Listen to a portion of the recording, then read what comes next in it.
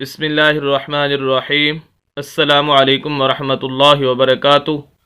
Welcome مائی YouTube channel حافظ شفیق۔ معزز سامعین، امید کرتا ہوں کہ سب خیریت اور عافیت کے ساتھ ہوں گے۔ الحمدللہ آج ہم تختی نمبر 9 اور اس کا پارٹ 8واں سبق پڑھنے جا رہے ہیں، جس کے اندر ہم زبر زیر پیش، دو زبر دو زیر دو پیش، کھڑی زبر کھڑی زیر الٹا پیش، حروف مدہ اور لین کی مشق کریں گے، اور آپ کو ان تمام چیزوں کے متعلق بتائیں گے کہ یہ چیزیں کیا ہوتی ہیں اور ان کو پڑھنے کا طریقہ کیا ہے، تاکہ آپ جب قرآن پڑھ رہے ہوں تو انہی اصول و ضوابط اور قوانین کو مد نظر رکھتے ہوئے جب آپ قرآن شریف کی تلاوت کریں گے تو انشاءاللہ آپ صحیح طریقے سے قرآن شریف کی تلاوت کرنے والے بن جائیں گے۔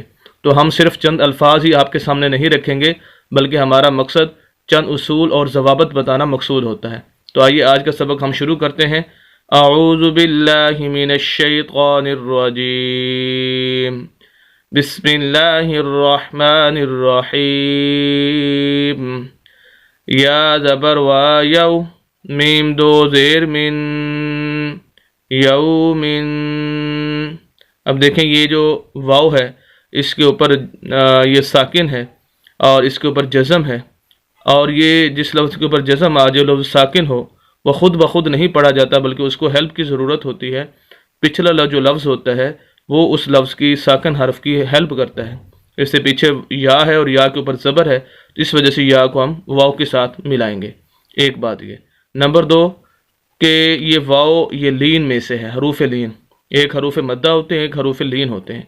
حروف لین 2 ہیں، واو لین اور یا لین۔ یہ واو اور یا لین کب ہوتے ہیں؟ جب یہ واو اور یا ساکن ہوں، ان پر جزم آ جائے اور پچھلے لفظ کے اوپر، دونوں کے پچھلے لفظ کے اوپر زبر ہو، تو واو اور یا، ایسی واو اور یا لین کہلاتی ہے۔ اس کو پڑھنے کا طریقہ یہ ہوتا ہے کہ نہ ہی اس کو ہم نے ایسے لفظ کو لمبا کرنا ہے، نہ ہی جھٹکا دینا ہے، اور نہ ہی ہم نے اس کو مجہول پڑھنا ہے۔ تو یہ 3 چیزوں کو ہم نے خیال کرنا ہوتا ہے حروف لین کے اندر۔ تو اس وجہ سے ہم اس کو پڑھ رہے ہیں یا زبر وا یو، اور لین کا معنی ہی نرمی سے ادا کرنا ہے لفظ کو۔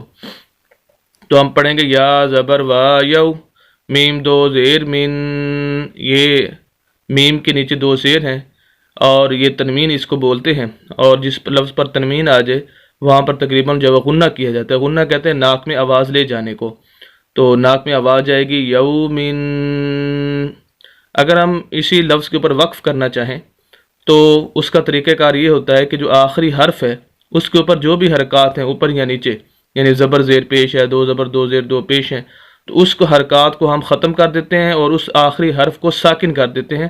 ساکن سے مراد اس کے اوپر بھی اس طرح کی جزم جو ہے وہ لگا دیتے ہیں، تو وہ حرف جو ہے وہ ساکن ہو جاتا ہے، اور پھر ہم غنہ کرتے ہیں تو لفظ بنے گا یوم، یوم۔ اس طرح پھر ہم اس کو پڑھیں گے، 2 زیر جو ہے وہ ختم ہو جائیں گے۔ نیکسٹ لفظ ہے یا زبر یا، را زبر را، یا را، تھا الٹا پیش ہو، یا را ہو۔ اب یا یہ جو زبر، اس کے اوپر بھی زبر زیر پیش والے لفظ کو نہ کھینچنا ہوتا ہے، نہ ہی جھٹکا دینا ہوتا ہے، اور نہ ہی مجہول پڑھنا ہوتا ہے۔ اس وجہ سے ہم بڑے آرام سے اس کو پڑھ رہے ہیں یا زبر یا، را زبر را، یا را۔ اور یہ ہا کے اوپر جو الٹا پیش ہے، کھڑی زبر کھڑی زیر الٹا پیش، یہ 3 حرکات ہوتی ہیں۔ یہ جس لفظ کے اوپر بھی آ جائیں، یا زبر کھڑی زبر اوپر ہوگی، کھڑی زیر نیچے ہوتی ہے اور الٹا پیش بھی اوپر ہوتا ہے، تو جس لفظ کے اوپر بھی آ جائیں گے اس لفظ کو لمبا کریں گے، 1 الف کے برابر ہم لمبا کریں گے، یا راہو۔ اب ہم نے یہاں پر وقف بھی کرنا ہے، تو وقف اگر ہم کرنا چاہیں تو اس کھڑی زبر یا کھڑی زیر الٹا پیش کو ہم ختم کر دیتے ہیں اور وقف کریں گے، یا راہ، حرکت ختم ہو جائے گی اس کی، اور یہ ہا ساکن ہو جائے گا۔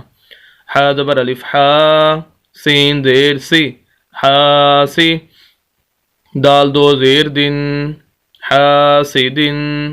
ادھر ہا کے آگے جو الف ہے یہ الف مدہ ہے۔ حروف مدہ 3 ہے، الف مدہ، واو مدہ اور یا مدہ۔